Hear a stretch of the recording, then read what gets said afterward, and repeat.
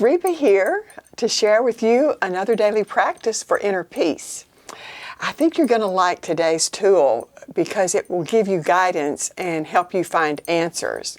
So what I'm sharing about today is animal spirit guides and how they can support you with guidance and decision making.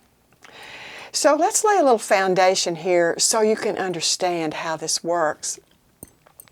So remember in an earlier video when I talked about flower essences and I said flower essences have a consciousness or an essence or personality, so to speak.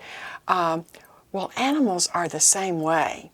And because they have these different qualities, we tend to assign certain meanings to them.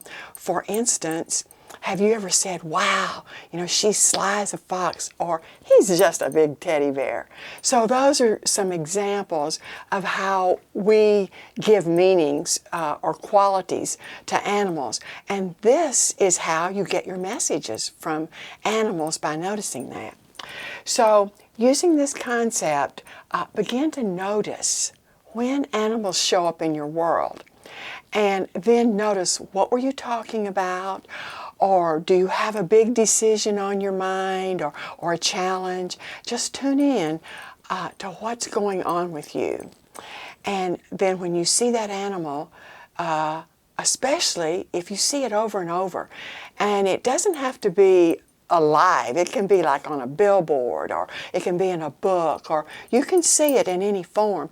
But if you see it, let's say the same bird over and over, well then you know that bird has some guidance for you. And so what you want to do is look up the meaning in a book or on the internet and see what the qualities are of that animal so you can understand its message. Now, I use Spirit Guides by Stephen Farmer, but there's lots of resources out there, and especially on the internet. So when you look it up, it will give you several meanings like stay focused, or reconsider, or find other resources. Like, it will give you several, like 3 or 4. And what you want to do is to tune in, like, which one do I relate to? And sometimes you'll say, oh wow, that's it. I know that's exactly what that animal is telling me. Now, I've done this for years, and so for so long that some animals have kind of become regular, so to speak, in my life. For instance, if I have been lax with my meditation, I'll see a raccoon.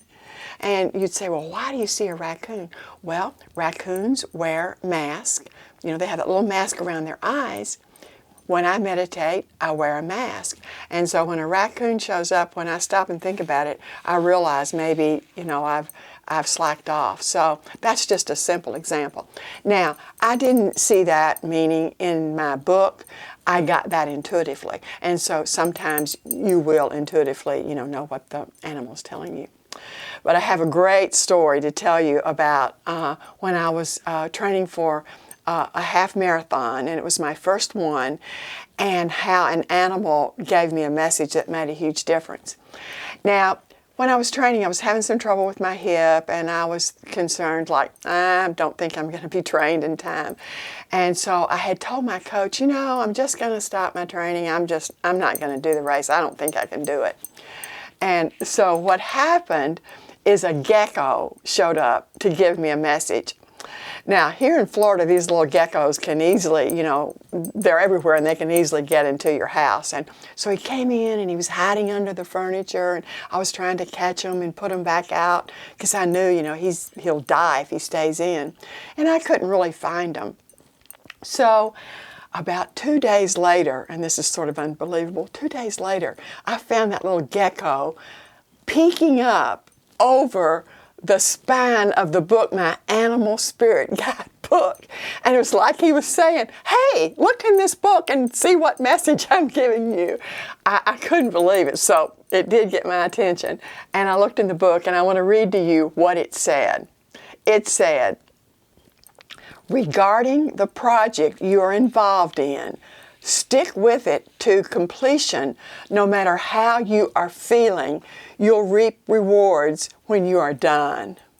So I thought, okay, that's pretty straightforward. So I did continue with my training, and I did the half marathon. And what happened is Humana, who was one of the sponsors, asked me if they could do a video of me doing this, because it was my first one, and also I was like the oldest woman in the race. And when they put the video up, it got like over 300,000 views. And I also ended up on the Instagram of Catherine Switzer, who's the first woman to do a marathon. And the title of the video was, "It's Never Too Late." And one of my purposes is to encourage people, to exercise no matter how old they are. So by paying attention to the gecko, I was able to influence other people to exercise no matter their age. So that's a pretty dramatic example, because I would not have done that half marathon had that little gecko not shown up. So just to close here, I want to give you a suggestion. You will need resources, either a book or look on the internet. And like I say, the one I use is Animal Spirit Guide by Stephen Farmer. Ted Andrews has one called Animal Speak. And I will put some of these in the show notes so that you'll be able to go right to them.